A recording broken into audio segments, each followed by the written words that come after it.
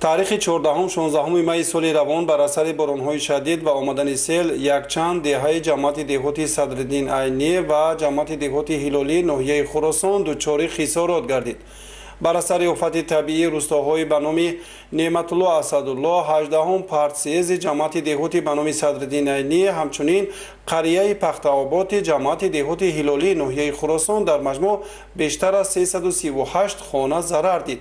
аз ҷумла аз рӯи як иттилоъ 37 хона пурра хароб гардида, ба боқимонда манзилҳо обу лою гел ворид шудааст.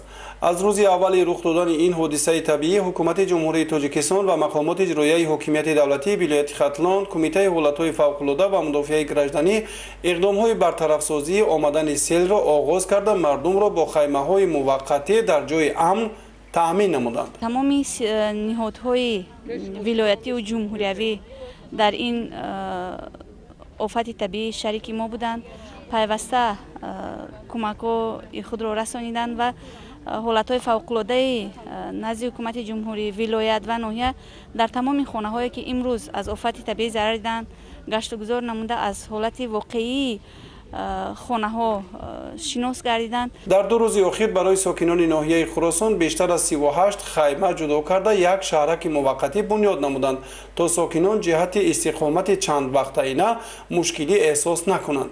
бо супориши сарвари давлати Тоҷикистон муҳтарам Эмомалӣ Раҳмон, муовини сарвазири мамлакат Давлатшоҳ Гулмаҳмадзода ба ноҳияи Хӯросон омада бо мардуми дучори мусибат дидору гуфтугӯ карданд. тавре маълум гардид, бо дастури ҳукумати ҷумҳурии Тоҷикистон ба сокинони аз офати табиӣ зарардидаи ноҳияи Хӯросон ки акнун дар манзили истиқоматии онҳо зиндагӣ ғайриимкон аст, қидаҳои замини назиҳавлигӣ дар мавзеъҳои бехавф ҷудо карда шуда ба онҳо кӯмакҳои иқтисодӣ низ расонида хоҳад шуд. аз номи ҳукумати ҷумҳурии Тоҷикистон ва мақомоти иҷроии ҳокимияти давлатии вилояти Хатлон ба 300 хонаводаи осебдида аз офати табиӣ дар ноҳияи Хӯросон маводҳои ғизоӣ ҳамчун кӯмак расонида шуд. ҳамзамон аз ҷониби мақомоти иҷроии ҳокимияти давлатии вилояти Хатлон барои пешбурди корҳои безараргардонӣ ва барқарорсозии зарарҳои офати табиӣ 4 тонна маводи сӯзишворӣ дастрас карда шуд. мехлопата, экскаваторҳо ва дигар техникае ки лозим ҳаст муҳайё гардид. кор дар самти барқарорсозӣ ва бартарафсозии оқибатҳои офати табиӣ дар ин маҳалҳо идома дорад. намудагони мақомоти маҳаллӣ иттилоъ доданд ки боришоти аз ҳад зиёд дар болокӯҳои ноҳияи Хӯросон ҳавзҳои калонро ба вуҷуд оварда, баъди рахнашавӣ ба поёни кӯҳ ки он ҷо 2600 гектар заминҳои хоҷагиҳои деҳқонӣ ва деҳоти зисти мардум маҳсуб меёфт, ворид гардид. бар асари офат мутаассифона як талафоти ҷонӣ низ ба қайд гирифтанд.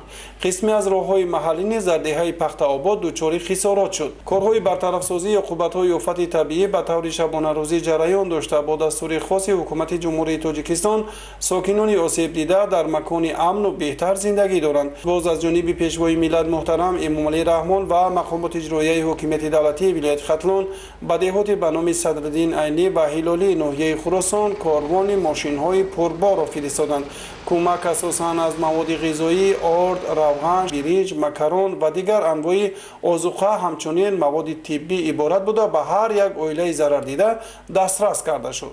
миннатдории тамоми мардуми ҳудуди ҷамоатро ба асосгузори сулҳу ваҳдати миллӣ, пешвои миллат, президенти ҷумҳурии Тоҷикистон муҳтарам Эмомалӣ Раҳмон мерасонем ки дар ин рӯзҳое ки дар оқибати офатҳои табиӣ мардуми зарардида чӣ хеле ки шумо шоҳид ҳастед, тамоми кӯмакҳое ки дар асоси супоришҳои пешвои миллат шуда буданд, имрӯз ба мардуми ҷамоати мо, ба мардуми ноҳия расонда истоданд.